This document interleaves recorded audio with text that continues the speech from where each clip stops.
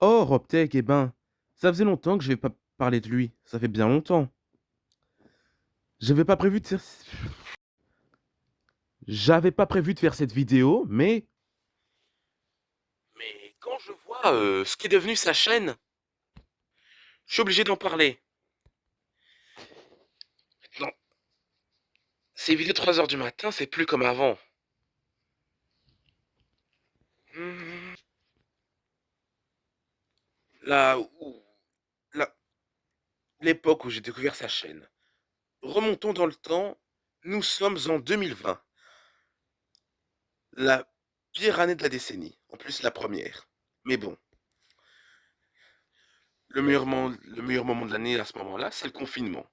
2020, à cause du Covid, du 17 mars au 11 mai, dont j'en suis nostalgique. En fait, c'est à ce moment-là que j'ai découvert la chaîne de Robtech. Regardez sa chaîne. Là, le jeu d'acteur était vraiment bien géré. Il était un peu plus sérieux. Ça donnait des frissons. C'était...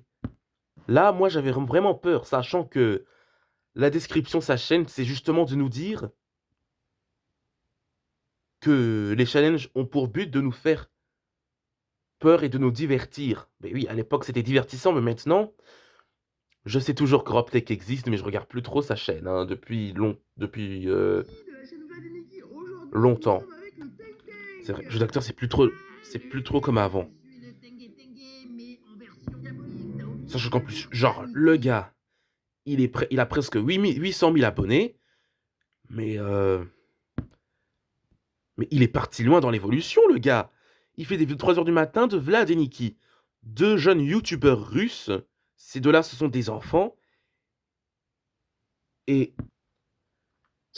donc, les deux gamins, ils n'ont rien demandé. Robtech, il a vu que les deux existaient et il les a ramenés sur sa chaîne pour les rendre creepy. Bon, malgré ça, les déguisements sont éclatés au sol. Mais c'est pas tout. Vous avez peut-être entendu parler du petit danseur qui dit Tengue, Tengue, Tengue. Ah, vous savez quoi? Bah, lui aussi, il a fait beaucoup de vidéos sur ça en quelques jours.